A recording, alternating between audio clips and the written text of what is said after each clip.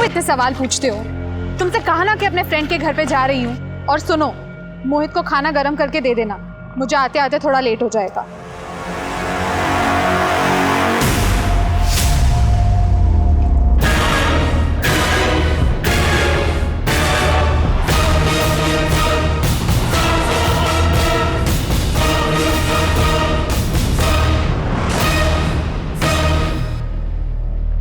नमस्कार, आदाब।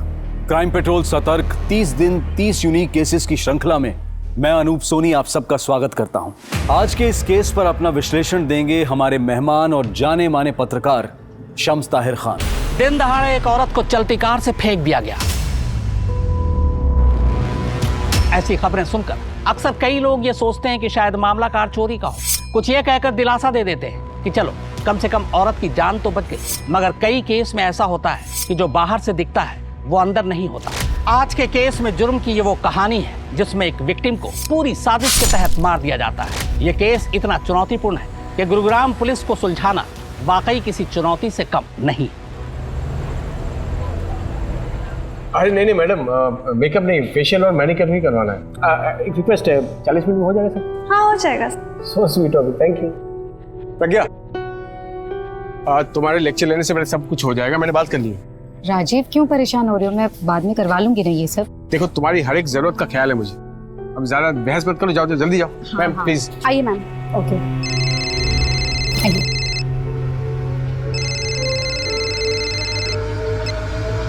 हेलो। वाह डॉक्टर, बीवी की इतनी परवाह और हमारी फिक्र तक नहीं। जरा हम भी तो देखें फेशियल होता कैसे है।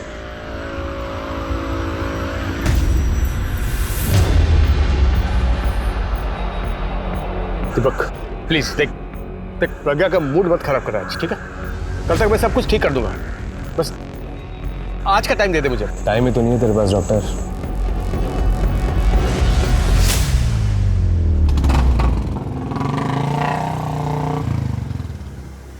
क्या क्या घूर रहा है बे? क्या दिख रहा है? सुट्टा देना यार। राजीव, सिगरेट? तुम सिगरेट तो टेंशन में हो तो तब पीते हो ना? हाँ, तो टेंशन तो होगी ना, क्यों? इतनी खूबसूरत तो दिख रही हो तुम। कुछ भी। अरे हाँ, सच में तुम किसी भी एंगल से 21 साल की लड़की की माँ तो लगती नहीं हो। बस अब बातें बनाना बंद करोगे? I am already late. चलो फिर। चलो चलो।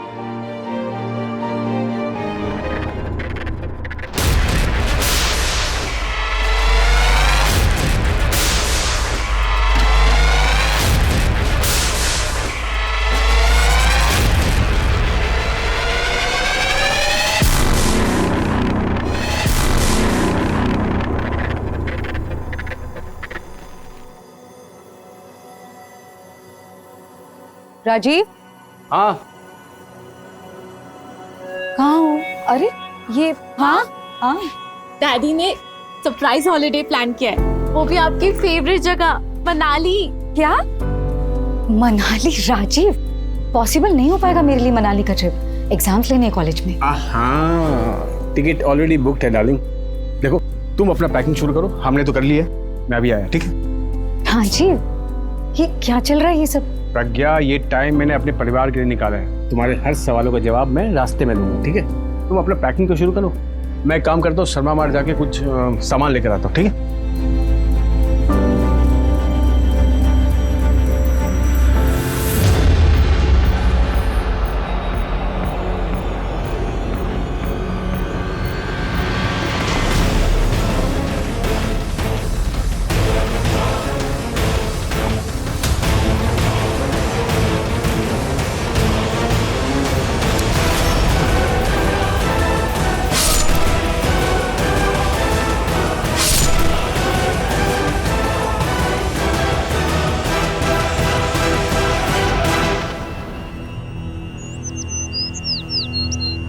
सर, मेरा नाम प्रज्ञा सैनी है। मेरे हस्बैंड राजीव कल रात से घर नहीं लौटे हैं। सर, शर्मा मार्ट बोल कर निकले थे, उसके बाद बहुत बार फोन ट्राई किया लेकिन फोन बंद आ रहा है। और हम सब कल मनाली जाने वाले थे, फिर अचानक से कहाँ चले जाएंगे? अलका, शर्मा मार्ट का सीसीटीवी चेक करो, पता करो कि राजीव वहाँ पहुंचा भी था या नहीं। सर आप लोग मनाली क्यों जाने वाले? नहीं, इस वक्त वहाँ मौसम काफी खराब। डैडी का सरप्राइज प्लान था कि वो फैमिली के साथ टाइम बिताएंगे। राजीव की किसी के साथ कोई दुश्मनी या फिर आपको किसी पर कोई शक? डैडी होम्योपैथिक डॉक्टर है, उनके तो नेचर में ही है ना लोगों की हेल्प करना। उनका कभी किसी के साथ झगड़ा नहीं हुआ।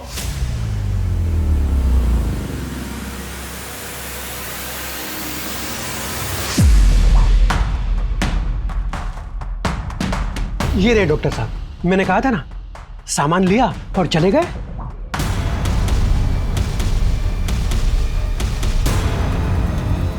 ये फोन किसका आया था? राजीव के कॉल रिकॉर्ड चेक किए। लास्ट फोन कैब एजेंसी से आया था। मतलब राजीव ने कहीं जाने के लिए खुद कैब बुक की थी। कैब एजेंसी से पता करो कि किस ड्राइवर ने राजीव को शर्मा मार्ट से पिक किया था। सर,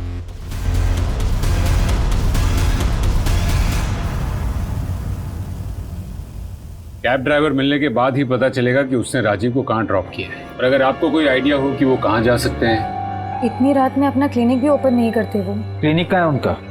आर्य समाज रोड पर। लेकिन हाँ, अगर क्लिनिक ओपन करते तो रिसेप्शनिस्ट बता देती। रिसेप्शनिस्ट? क्या नाम है उसका? मंजूषा।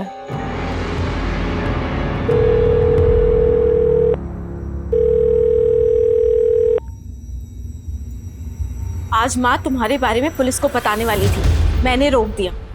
पर ज्यादा दिन नहीं रोक पाऊंगी। तुम्हारी भलाई इसमें कि तुम मुझसे बात करो।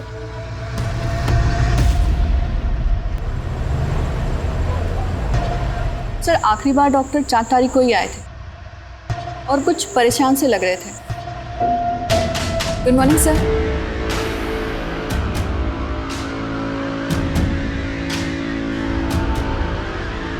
सर बहुत देर तक गेट नहीं खोला तो मैं अंदर चली गई चेक करने, पर वहां पे डॉक्टर साहब तो कुछ और ही। सर बिना परमिशन के अंदर कैसे आ गए तुम? हाँ, गेट आउट। सर बीवी और बेटी तो राजीव की अच्छाई का गुण गा रहे हैं और उनकी रिसेप्शन तो कुछ अलग ही कहानी बोल रही। 4 तारीख को राजीव की जिंदगी में ऐसा कुछ हुआ जिससे वो काफी डर चुका होगा। तो मनाली कोई हॉलिडे नहीं, अपने परिवार को शहर से बाहर ले जाने का एक बहाना था बस। और सर प्रज्ञा ने कहा कि ब्यूटी पार्लर से आने के बाद से राजीव का मूड ऑफ था। 40 मिनट तक राजीव पार्लर के बाहर था। पता करो कि उस पार्लर के आसपास 40 मिनटों में राजीव के साथ हुआ क्या। और हाँ, उसका क्लिनिक भी अच्छे से चेक करो। आखिर वो इस हालत में अपने कैबिन में कर क्या रहा था? जी सर।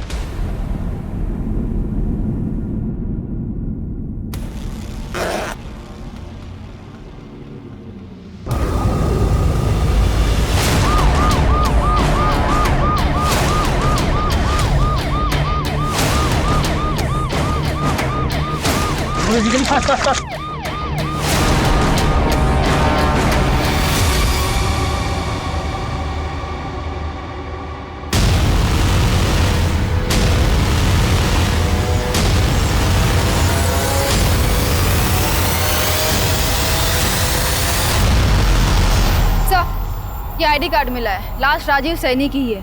किसी धारदार हथियार से मार के फेंका गया है।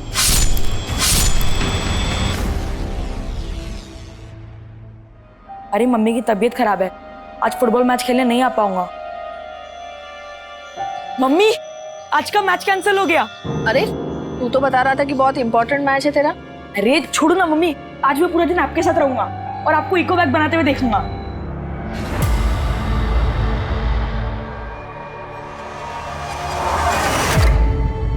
राजीव, राजीव, राजीव, राजीव।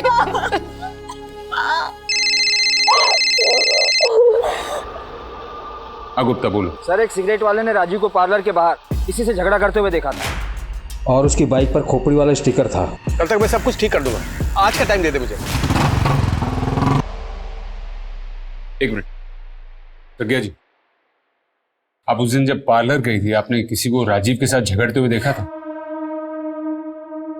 ठीक है, आप जा सकती हैं। गुप्ता, उस एरिया में ऐसी बाइक ढूंढो जिस पर ये खोपड़ी वाला स्टिकर था। सर मैं एक ऐसे आदमी को जानती हूँ। कौन है वो? दीपक गुप्ता नाम है उसका। मेरी बेटी पल्लवी का पति। ये बेटी की शादी हो चुकी है, पर ये तो सर दीपक का मन भर गया था पल्लवी से और पल्लवी से पीछा छुड़ाने की कोशिश करने लगा। पल्लवी ऐसा नहीं चाहती थी, इसलिए पल्लवी की खुशी के लिए राजीव दीपक को कन्विंस करने लगे, उसे मनाने की बहुत कोशिशें की, लेकिन दीपक बहुत साइको है, उससे मैं उसका खुद पर काबू नहीं रहता। किसी भी इंसान का अहंकार उसकी सबसे बड़ी कमजोरी होती है। अहंकार को जरा सी ठेस और इंसान जानवरों की तरह अपना आपा खो बैठता है, और एक बेकाबू जानवर कब, कैसे और कितनी गहरी चोट पहुंचा बैठे, इसका अंदाजा लगाना बेहद मुश्किल है। अब तक की कहानी में विलेन और हीरो के बीच में अंतर कर पाना पुलिस के लिए एक बड़ी चुनौती थी, लेकिन पुलिस ने अपनी मुस्तैदी से डॉक्टर की जिंदगी के ऐसे कई पहलू खंगाल लिए थे जिसके बारे में उसके परिवार तक को पता नहीं था।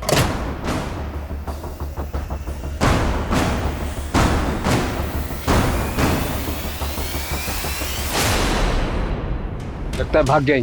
दीपक की फोटो सारे पुलिस स्टेशन में भेज दो।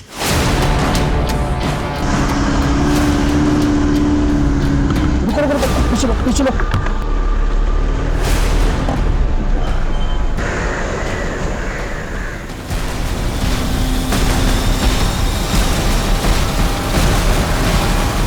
उस शॉप वाले ने काली बाइक पर ऐसी खोपड़ी का स्टिकर है, ऐसे ही बताया था ना।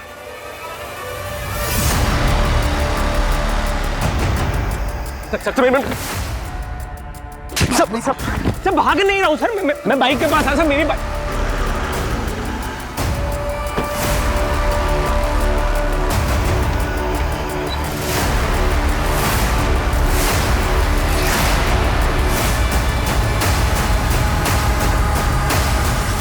अपनी पत्नी से पीछा छुड़ाने के लिए तूने उसके बाप को ही मार दिया। पल्लवी ने कहा ना आपसे, झूठी है सर एक नंबर की। जिस दिन राजीव की मौत हुई थी उस दिन तू झगड़ा करने गया था ना उसके साथ। सर झगड़ने नहीं, समझाने गया था कि पीछा छुड़ाओ मेरा अपनी बेटी से, तंग आ गया हूं।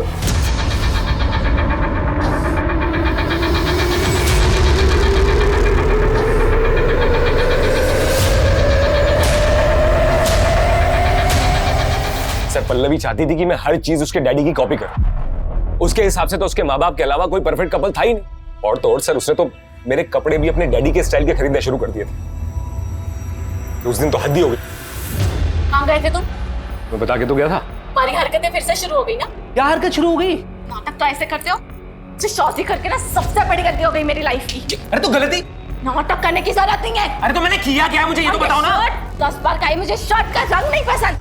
मेरे डैडी को देखा है इतने अच्छे कपड़े पहने। अरे हद होती है यार, हर बात में डैडी डैडी डैडी। नहीं बन सकता मैं तुम्हारे डैडी जैसा। और सुनो मेरी बात, अगर अपने डैडी से इतना ही प्यार है ना तो डैडी के साथ जाके रहो, मेरे साथ मत रहो।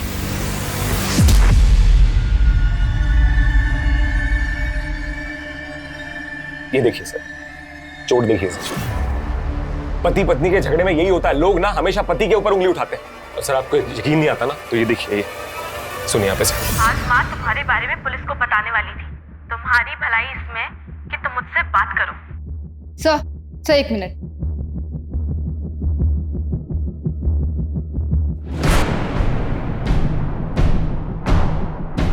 सर इसमें मगरमच्छ के दांत, गेंडे की सींग और सांप की खाल और सर पता नहीं क्या क्या है। ऐसी चीजें रखना तो इलीगल है। लेकिन सर ये सारी चीजें उसने कहीं ना कहीं से तो खरीदी होगी। ऐसे इलीगल चीजें बेचने वाले खतरनाक ही होते। शायद उनमें से किसी ने राजीव का खून किया हो। अपने खबरियों को कहो कि इन्फॉर्मेशन निकालो, शहर में ऐसा कौन है जो ऐसी चीजें बेचता है। डॉक्टर राजेश सैनी के क्लिनिक में रखे हुए जानवरों के कुछ हिस्से गैर कानूनी तरीके से पाए गए। दामाद दीपक सारी रात गायब रहा। क्या हमें जो सामने दिखाई दे रहा है वही सच है या कहानी कुछ और है? सवाल बहुत सारे हैं। पुलिस अभी तक सिर्फ ऊपरी हिस्से को ही छिल पाई।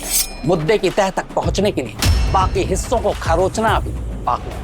What would you like? Coffee और टी? नहीं, ऐसे नहीं। ओए राजू, मैं कब से तुझे दुकान पे ढूंढ रहा हूँ और तू यहाँ घर पे बैठे अंग्रेजी की फाड़ रहा है। अरे काका ब्रो, यही अंग्रेजी ना किस्मत चमकाएगी।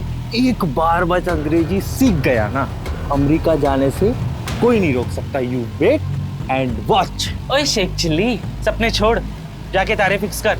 अभी से मेहनत करेगा ना तो 50-60 साल में आराम से पहुंच जाएगा। काका ब्रो, मेरे और अमेरिका के बीच कभी मत आना, अंडरस्टैंड? 4 लाख की बात है ना, कमा लूंगा। हिलना मत, बुझ जाएगा।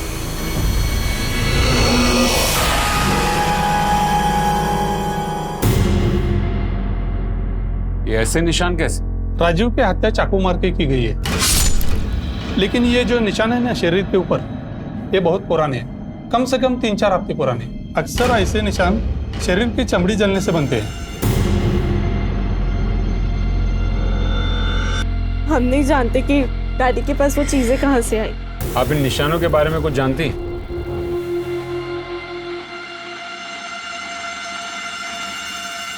इन चीजों के बारे में मुझे कभी कुछ नहीं बताया। बताया तो बहुत कुछ नहीं था आप लोगों से। वैसे इस घर के बाहर राजीव की एक अलग दुनिया थी। मैडम आपका पार्सल। ले जाओ इसे वापस, नहीं चाहिए ये। अब जिसके लिए मंगवाया था ये वो इस दुनिया में नहीं रहे। डैडी के फोन में दिक्कत आने लगी थी और उनकी क्लिनिक भी अच्छे से नहीं चल रही थी, तो उन्होंने नया फोन ही नहीं खरीदा। माँ और मैंने डिसाइड किया था कि हम उनको नया फोन गिफ्ट करेंगे, पर हमें क्या पता था कि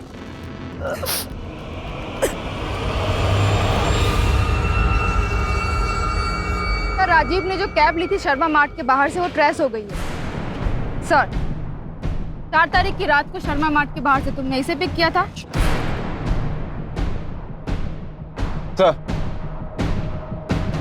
सर राजीव का फोन अनलॉक हो गया है, इसमें ये 2 मैसेज मिले। इस दुनिया में तेरा जीने का टाइम खत्म होने वाला है।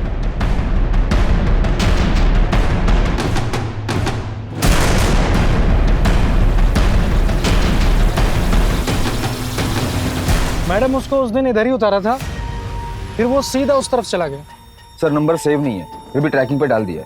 मारने की धमकी दी, फिर भी राजीव ने पुलिस कंप्लेन नहीं की।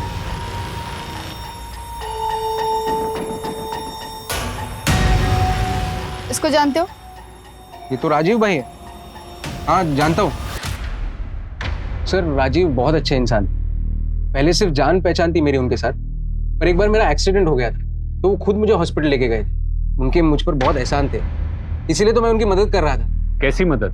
सर उनको 4 कार चाहिए थे, इसीलिए 4 तारीख को सारे डॉक्यूमेंट्स लेकर मेरे पास आए थे। कह रहे थे 6 महीने के लिए बाहर जा रहा हूँ, इसलिए सारी फॉर्मेलिटीज आज ही पूरी करनी होंगी। उसने तुमसे 6 महीने कहा? हाँ मुझसे तो यही कहा। रॉनी ये तुम्हारे लिए। क्या है मम्मी? फुटबॉल। सच्ची? ये तो मुझे कब से चाहिए था। बेटी की शादी खतरे में थी, क्लिनिक भी सही चल नहीं रहा, फिर भी 4-4 गाड़ियां लेनी थी। क्यों? पापा ने भेजा है? नहीं, वो पवन जी है ना जो हमसे हमेशा बैग खरीदते हैं, उन्होंने भेजा है तुम्हारे लिए। इतने अच्छे अंकल है मम्मी, मैं संतुल लेके जाके खेलूं? जाओ।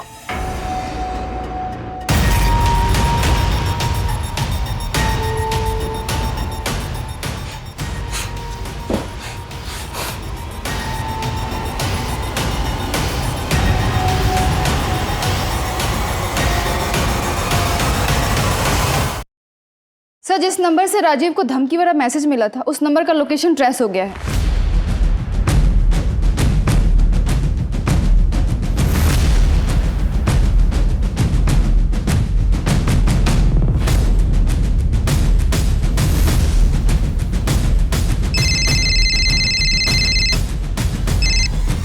Hello hello. मैडम जी राजीव सैनी को जानती हैं आप? राजीव सैनी? डॉक्टर साहब उनके घर तो मैं झाड़ू पोछा करती हूँ।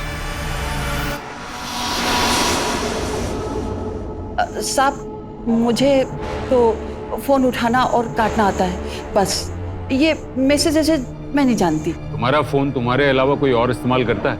जी घर में एक पोता है ना, कभी कभी वो फोन उठा लेता है।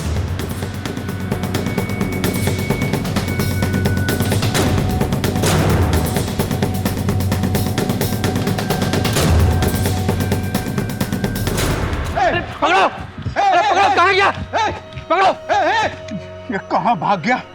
हर बार घपला करता है, एक तो पुराना कनेक्शन खराब करता है और उसी को ठीक करवाने का दुगना पैसा लेता है। छोड़ेंगे नहीं उसको। चलो चलो चलो इधर ही। चलो। अरे साहब दादी को कुछ याद थोड़ी रहता है, वो तो कुछ भी बड़बड़ाती रहती है। अरे गुप्ता, ये किसको लेके आए? ये बेचारा तो मासूम है। क्या कर रहा था? थाने में बैठ के होशियारी। फोन में क्या कर रहा था? Video delete.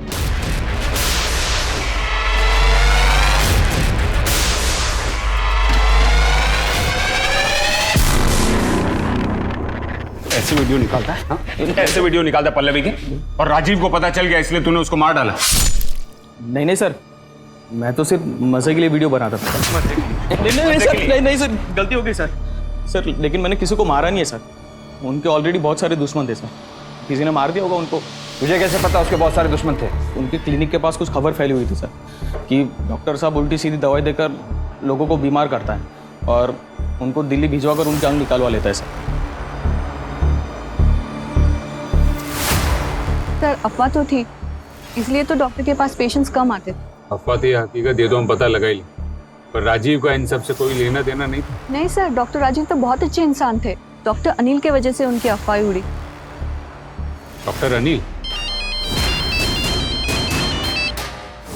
हाँ पल्लवी बोलो। सर, मेरी माँ पर किसी ने अटैक किया है। क्या? वो बेहोश है, मैं उनको हॉस्पिटल लेकर जा रही हूँ। हम अभी पहुंचते हैं। आपने देखा उन पर हमला किसने किया? नहीं सर, मैं घर पे ही नहीं थी। जब लौटी तो देखा कि माँ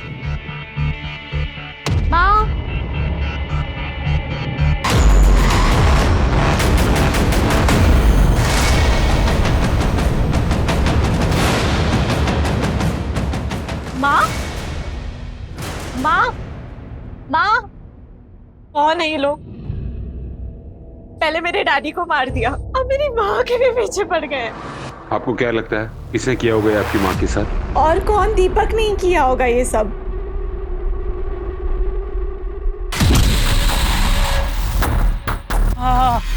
काका ब्रो, समझाया था ना मेरे और यूएस के बीच मत आना। क्यों मार रहा? क्या क्या है? अरे पकड़ो इसे। अरे ये हट मेरा बचवा। अरे बच्चा, अरे बच्चा।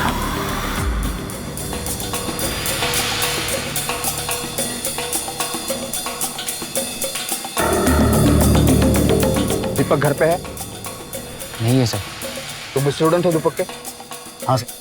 हाँ सर। 4 तारीख को इंडस्ट्रियल ट्रिप पर दीपक के साथ गए थे तुम लोग? हाँ सर, हम दोनों गए थे। क्या उस दिन दीपक पूरे दिन तुम लोगों के साथ था? हाँ, पर सर रात में कहीं चले गए। सही में बोल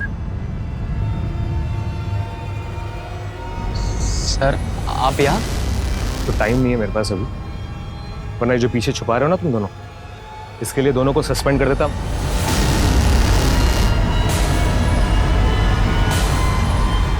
रिवॉल्वर परफ्यूम था उनके हाथ में। बॉटल से लग रहा था कि वो लेडीज परफ्यूम है। पता नहीं सर किससे मिलने गए थे। पहला ऑर्डर तो 2 दिन में ही बिक गया। मार्केट में बहुत डिमांड है आपके इको फ्रेंडली बैग्स की। थैंक यू सो मच पवन जी, आप मुझे बहुत ज्यादा हेल्प कर रहे हैं।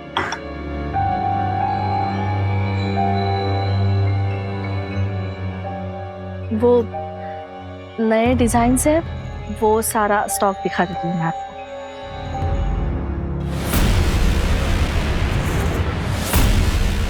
रोनी, रोनी क्या कर रहा है तू? छोड़ दे रोनी, कल हो गया क्या तू? पापा ने मुझे बोला था ये सब करना बुरी बात है। मैं आज कर आपको बैग्स बनाने नहीं दूंगा। रोनी तू क्या कर रहा है? छोड़ दे, छोड़।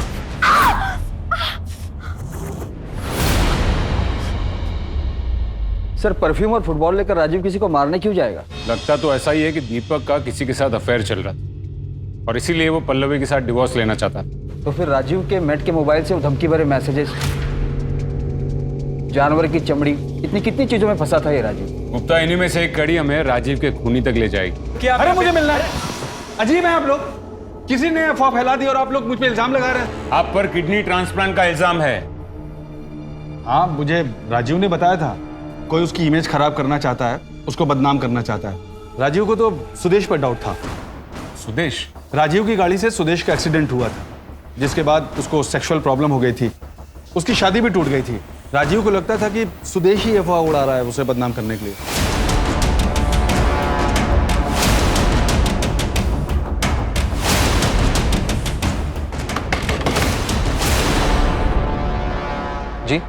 राजीव ने आपकी जिंदगी बचाई या फिर राजीव की वजह से आपकी जिंदगी बर्बाद हो गई? बर्बाद तो हुई थी, मगर राजीव ही अपनी गलती सुधारने के लिए मेरा इलाज कर रहे थे। टीना,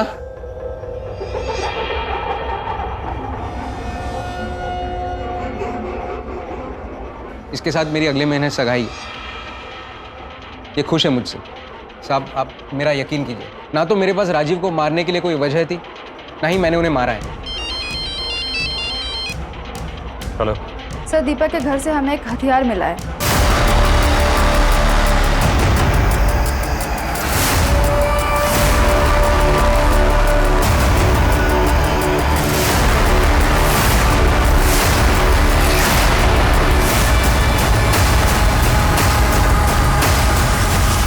सर, फॉरेंसिक ने कंफर्म किया है जो चाकू हमें दीपक के घर से मिला था उसी से राजीव का मर्डर हुआ है। दीपक ही राजीव का खूनी है। प्रज्ञा पे हमला, इंडस्ट्रियल टिप से फरार होना, ये सारी कड़ियां जुड़ गई हैं। दीपक की फोन लोकेशन ट्रेस की? सर, उसकी फोन लोकेशन तो ट्रेस नहीं हो पा रही है, लेकिन उसके कॉल लिस्ट में किसी संतोष का नंबर है। डेली बात करता था। ये एड्रेस निकालो संतोष का। सर। जी सर।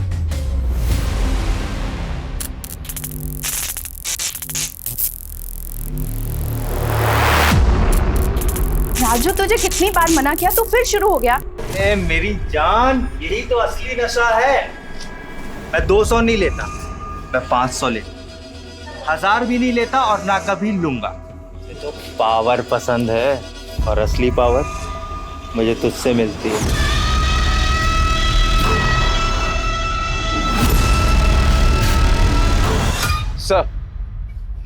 सर, दीपक तो नहीं मिला और संतोष को ले आए। आओ।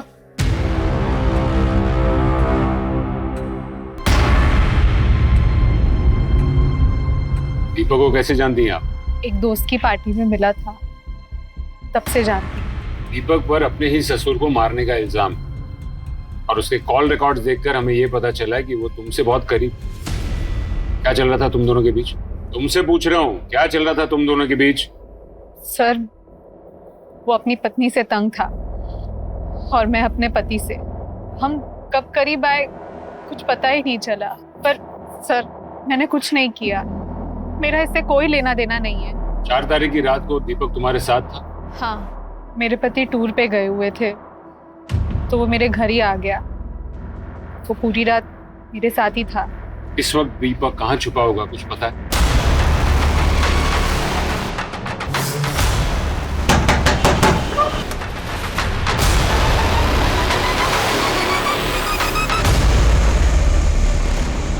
बहुत छुपन छुपाई खेल। अब बता, राजीव को कैसे मारा? सर, मैंने किसी को नहीं मारा, और आपके पास अगर सबूत है तो इल्जाम लगाइए। सर, सबूत चाहिए तुझे? हमारे पास सबूत ही सबूत है। जिस हथियार से खून हुआ वो तेरे घर से बरामद हुआ। प्रज्ञा ने भी स्टेटमेंट दिया है कि तूने उसके ऊपर जानलेवा हमला किया। इतने में ना तेरी उम्र कैद पक्की। सब झूठ बोल रही है वो। मुझे पल्लवी ने घर बुलाया और जब मैं घर गया तो वहां कोई था ही नहीं। तू रिश्ते सेटल करने गया था या फिर राजीव के परिवार को ठिकाने लगाने? अब तुझे संतोष में नया परिवार जो मिल गया, और वो भी हमारी कस्टडी में। संतोष ने तेरे बारे में सब कुछ उगल दिया है। संतोष पुलिस स्टेशन? तेरा खेल खत्म दीपक, अब सच बोल दे। सर, सच बात यह है कि सर, पल्लवी संतोष से जलती है, और जब उसे संतोष के बारे में पता चला तो सर उसने बस्ती में रहने वाले लड़कों को उसे परेशान करने के लिए भेजा। सर, मैंने कुछ नहीं किया, सब फंसा रहे हैं मुझे। ये ऐसे नहीं मानेगा, इसकी जम के कुटाई करो, फिर उगलेगा सब कुछ। साहब, मैं सच बोल रहा हूँ साहब, मैंने कुछ नहीं किया, मैं सही बोल रहा हूँ साहब, मैंने सच में कुछ नहीं किया, वो झूठ बोल रही है साहब। मर्डर वेपन मिलने से केस सुलझने की बजाय और उलझता नजर आ रहा है। पल्लवी गुप्ता, एक बेटी जो अब तक एक अबला नारी थी, क्या वो भी इस साजिश में शामिल है अपने पति को फंसाने के लिए? इस केस को देखकर ऐसा लगता है कि पुलिस को एक बार पल्लवी से सख्ती से पूछताछ करनी चाहिए ताकि दूध का दूध और पानी का पानी हो सके। सर, दीपक तो बेकसूर ऐसी बात की रट लगा कर रखा है, जबकि सारे सबूत उसके खिलाफ। सवाल भी बहुत है गुप्ता। राजीव उन जानवर के पार्ट्स का करता क्या? उसके शरीर पर वो निशान कैसे है? ये सब उसकी मौत के साथ जुड़े हुए। दीपक संतोष के घर था, मतलब उसने खून नहीं किया। सर, संतोष के घर के आसपास की सीसीटीवी को चेक करवाता हूँ, देखते शायद कुछ मिल जाए। सर बचा लीजिए मुझे सर, प्लीज। तुम तो सुदेश के घर पे थी ना? इसके साथ मेरी अगले महीने सगाई है। हाँ सर, लेकिन सर मैं उसकी कोई गर्लफ्रेंड या फियांसी नहीं हूँ। मेरी उससे कोई शादी भी नहीं होने वाली थी सर। वो तो मुझे मुंबई से पैसे देकर लाया था मेरे साथ अय्याशी करने के लिए सर। और सर उससे कुछ होता भी नहीं है सर, अल्लाह है पूरा सर। क्या? हाँ सर, और जब मुझे उसकी इस बात पर हंसी आई तो उसने मुझे बहुत मारा सर। मैं बहुत मुश्किल से यहाँ भाग कर आई हूँ सर, मुझे बचा लो।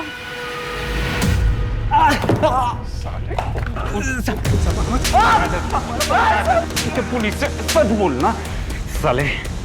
जो आदमी औरत पे हाथ उठा सकता है उसके लिए मर्डर करना मुश्किल नहीं है। राजीव को बदनाम करने के लिए तूने ये अफवाह उड़ाई थी ना? हाँ साहब, मैंने अफवाह उड़ाई क्योंकि उसने मेरी जिंदगी बर्बाद करके रख दी। तो मार दिया उसे, हो गया बदला पूरा तेरा। नहीं सर, मैंने मारा नहीं उसे। राजीव ने कहा था कि मेरी बीमारी का होम्योपैथी में इलाज है, मगरमच्छ के दांत। अगर वो मरता नहीं साहब तो शायद आज मैं ठीक हो जाता। तो वो सब सामान राजीव तेरे लिए मंगवाता था? किससे मंगवाता था वो सामान? नोएडा में लल्लन नाम का एक आदमी है, उससे।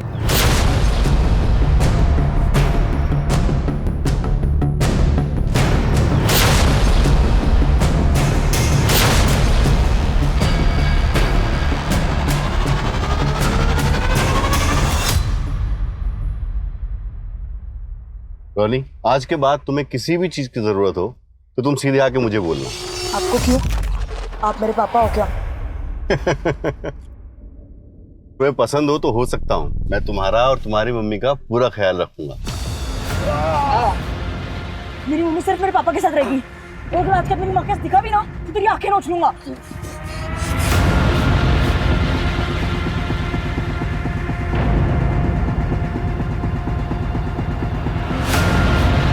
सर आपको तो पता ही है लीगल काम से पैसा कहाँ बनता है, इसीलिए तो इनलीगल करना पड़ता है सर। वैसे भी जानवरों की बहुत डिमांड है मार्केट में। तू राजीव को कब से जानता था और वो ये सब तेरे से कब से खरीदता था? सब राजीव जी से तो पुराना कनेक्शन है अपना। वो अपनी गर्लफ्रेंड के साथ आते थे कभी कभी मेरे फार्म हाउस में रुकने के लिए रात में। गर्लफ्रेंड? तू जानता है उसकी गर्लफ्रेंड को? हाँ सर, मंजू नाम है उसका।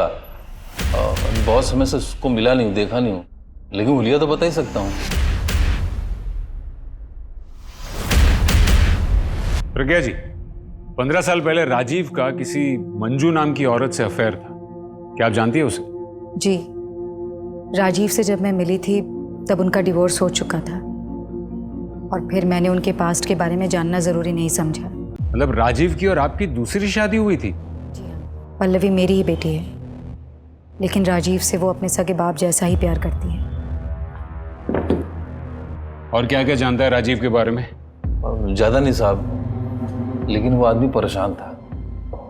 मैंने उससे पूछा कि कुछ उसको भी वैसी वाली दवाई चाहिए क्या? बोला नहीं नहीं, वो मैं तो अपना इलाज वो इलेक्ट्रिशियन से करवा रहा हूँ। इलेक्ट्रिशियन? इलेक्ट्रिशियन से कैसा इलाज? मुझे क्या मालूम साहब, करवा रहे होंगे। सर एक मिनट।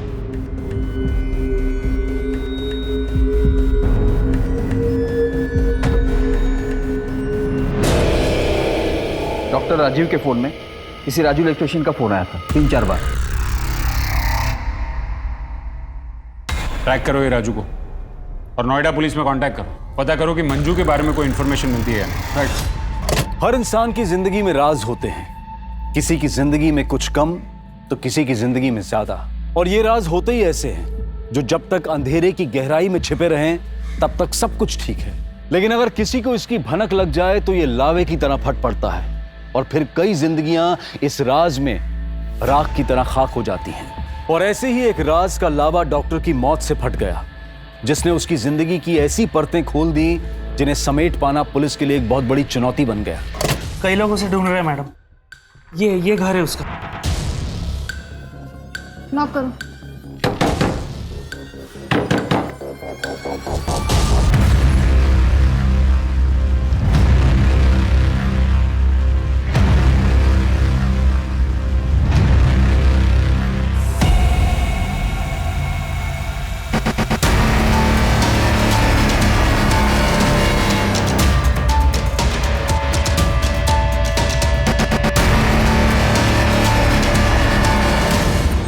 कई लोग खुन्नस खा के बैठे थे इस राजू से। विदेश जाने के लिए पैसों की धांधली करता था। सर एक अजीब बात है, राजू के शरीर पर भी ठीक वैसे ही निशान है जैसे डॉक्टर राजीव के शरीर पे थे। क्या? एक काम करो अलका, पता करो कि राजू का कोई नजदीकी है उस बस्ती में। सर सर राजू का एक ही सपना था अमेरिका जाने का। जब से डॉक्टर राजीव से मिला था तब से उनका भक्त हो गया था। राजू तुझे अमेरिका जाना है, ठीक है, मैं तेरी मदद करूंगा। देख, अमेरिका जाने के लिए बहुत सारे पैसों की जरूरत होती है। मैं काम करता हूँ, तुझे लोन पर 4-5 गाड़ी दिला देता हूँ, उसे चला, पैसा जमा कर, पैसा बचा, फिर अमेरिका चले जा। पर बदले में तुझे मेरी एक मदद करनी होगी। डॉक्टर को राजू से चाहिए क्या था? शॉक। करंट से खेलेगा तो मरेगा ही ना।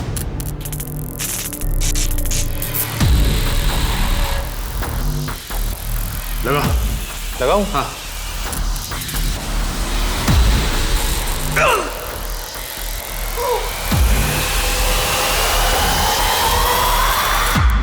डॉक्टर राजीव का मानना था कि ऐसे बिजली के झटकों से बदन चुस्त तंदुरुस्त रहता है। मतलब डॉक्टर राजीव के शरीर पर जो निशान थे वो इलेक्ट्रिसिटी के थे? सर राजीव अपने क्लिनिक में भी यही कर रहा था, कपड़े उतार के, जब मंजूषा ने उसे देखा था। सर, क्या है? मेरे राजू को भी उसने आदत लगा दी थी। डॉक्टर राजीव के मरने के बाद उसका अमेरिका जाने का सपना टूट गया था, इसीलिए वो टेंशन में खुद को दिन में 3-4 बार झटके देता था।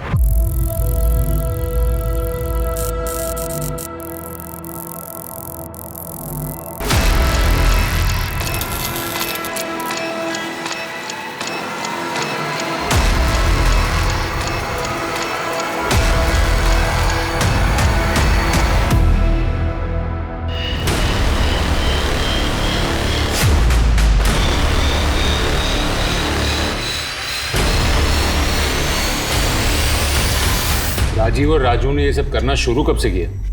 करीब 3 महीने पहले। रोनी, क्या किया तुमने पवन जी के साथ? पापा ने कहा था जो आपके पास आने की कोशिश करे वो मेरा दुश्मन है। कहाँ है तुम्हारे पापा?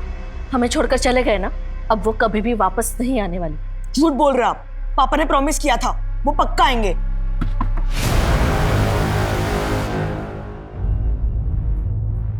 जी? पवन जी ने आपके बेटे के खिलाफ कंप्लेंट की है, आप दोनों को पुलिस स्टेशन चलना पड़ेगा।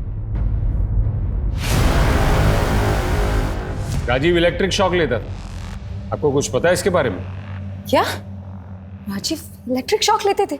आपको कभी शक हुआ कि आपकी शादी के बाद भी उसका अफेयर हो? मेरे डैडी का कोई अफेयर नहीं था। पल्लवी, वो मेरी माँ से बहुत प्यार करते थे। पल्लवी चुप हो जा। मेरे डैडी के कातिल को तो ढूंढ नहीं पा रही, बस आ जाती हूँ उन पे इल्जाम लगाने। पल्लवी चुप हो जाओ। लगता नहीं है कि प्रज्ञा और पल्लवी को राजीव के बारे में कुछ भी पता हो। नोएडा पुलिस में तुमने पूछा मंजू के बारे में कुछ पता चला? नहीं सर, लल्लन से मंजू का स्केच बनवाकर सभी पुलिस स्टेशन में भिजवा दिया। और संतोष के घर के बाहर का सीसीटीवी फुटेज? हाँ सर, वो भी आने वाला है। सर, ये एक सीसीटीवी फुटेज मिला है संतोष के घर के बाहर का।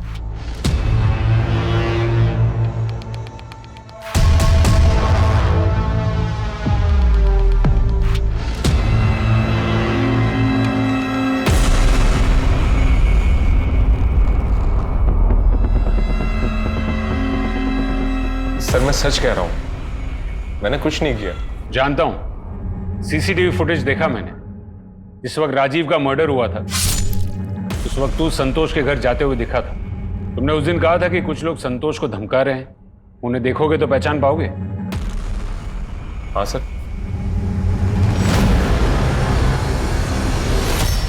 हाँ सर, इनको तो मैं अच्छे से जानता हूं। आपने जो फोटो भेजी थी उससे मिलती जुलती एक औरत और उसका बेटा आया था 2 दिन पहले थाने, लेकिन उनका नाम मंजू नहीं सुनिंदा है। गुड न्यूज है पल्लवी, तुम्हारे डैडी के हथियारों का पता चल चुका है।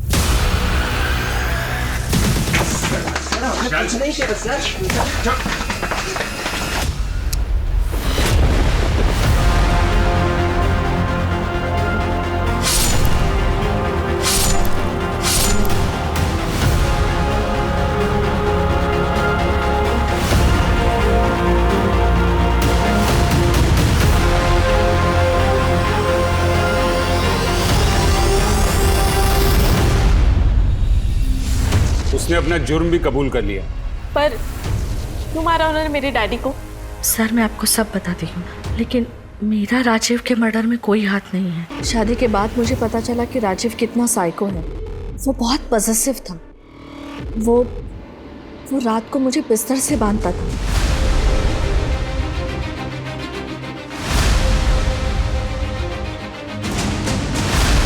उसे लगता था कि शायद मैं रात में कहीं भाग ना जाऊं। राजीव के साथ रहने में मुझे घुटन सी होती थी,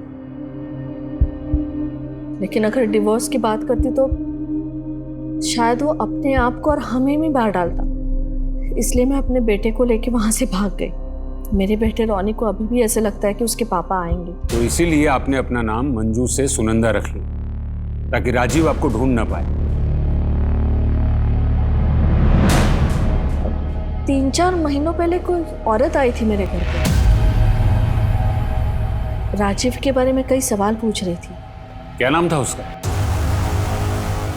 आप तो जानती होंगी उस औरत का नाम, जो सुनंदा से मिलने गई थी। विक्रांत और आयान, आपके कॉलेज स्टूडेंट, अपना खर्चा निकालने के लिए वो गाड़ियां चुरा कर उन्हें बेचते थे। एक दिन पकड़े गए, आपने उन्हें बचा लिया, जेल नहीं जाने दिया, ताकि आप बाद में उनका इस्तेमाल कर सकें। ये क्या बोल रहे हो आप लोग? मेरी माँ स्कूल की प्रिंसिपल है, वो ऐसा ये सब कुछ नहीं कर सकती। आपकी माँ को आपके पति दीपक के अफेयर के बारे में पता था, और इसीलिए उन्होंने विक्रांत और आयान से कहकर संतोष को धमकी दिलवाई। अरे छोड़ो! क्या चाहते हो तुम लोग? शर्म लाना चाहते हैं तेरी आंखों में। और उसकी गाड़ी लेकर चले गए, और वो वही गाड़ी थी जो आपके डैडी के खून में इस्तेमाल हुई।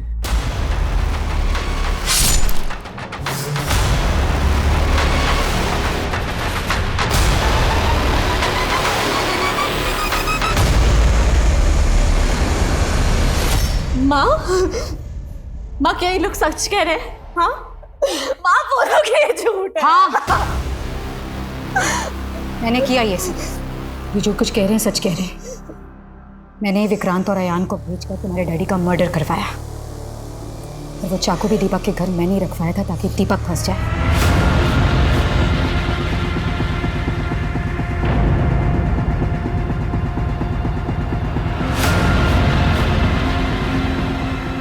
क्योंकि ऐसे मर्द यही डिजर्व करते हैं। दीपक पल्लवी को चीट कर रहा था और राजीव ने मेरा जीना हराम कर रखा। मुझे लगा था कि वक्त के साथ सब कुछ ठीक हो जाएगा, लेकिन नहीं। मैंने डिसाइड किया कि मैं राजीव के पास्ट के बारे में जानना चाहूंगी। अब सब कुछ फाइल्स खंगाली तो मुझे मंजू के बारे में पता चला। मंजू से मुलाकात करने के बाद मुझे ये रियलाइज हुआ कि राजीव कभी नहीं बदलने वाला। उससे पीछा छुड़ाना आसान नहीं था। मैं उससे दूर रहने लगी तो वो और पॉसेसिव हो गया। हर वक्त मुझे इम्प्रेस करने की कोशिश करता, कभी पार्लर ले जाता तो कभी मूवी देखने। लेकिन मैंने अपना मन बना लिया था। राजीव हम लोगों को मनाली इसलिए ले जाने वाला था क्योंकि उसे ये लगा कि दिन भर अगर हम लोग के साथ रहेगा तो मैं मान जाऊंगी। मैंने तभी डिसाइड कर लिया मुझे राजीव के साथ क्या करना है। नहीं, आज ही ठिकाने लगाना होगा उन्हें। कुछ भी करके उनका पीछा करो और मौका मिलते ही ठिकाने लगा दो। अरे वाह, हो गई सारी पैकिंग? आप अभी आ ही रहे हैं। सिर्फ 2 रास्ते थे मेरे पास, या खुद को मार लूं या राजीव को मार दूं। रास्ते तो कई होते हैं प्रज्ञा जी, पर हम उन्हीं रास्तों पर चलना पसंद करते हैं जो आसान होते हैं, और ऐसा ही एक आसान रास्ता आपको जेल की सलाखों के पीछे ले जाएगा।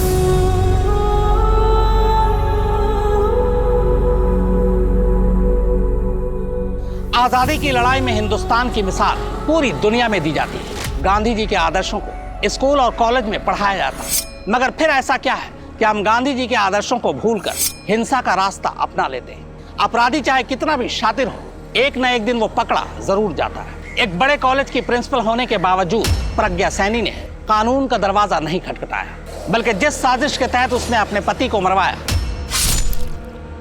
अगर उसी प्लानिंग के तहत वो पुलिस के पास जाती तो शायद इस केस का अंजाम कुछ और होता।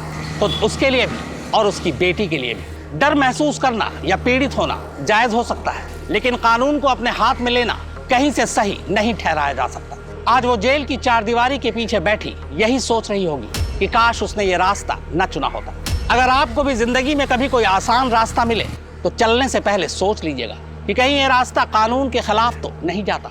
अब मैं अनूप सोनी आपसे विदा लेता हूं। फिर मुलाकात होगी क्राइम पेट्रोल सतर्क में एक और नए केस के साथ और उस पर हमारे एक्सपर्ट के विश्लेषण के साथ। जय हिंद।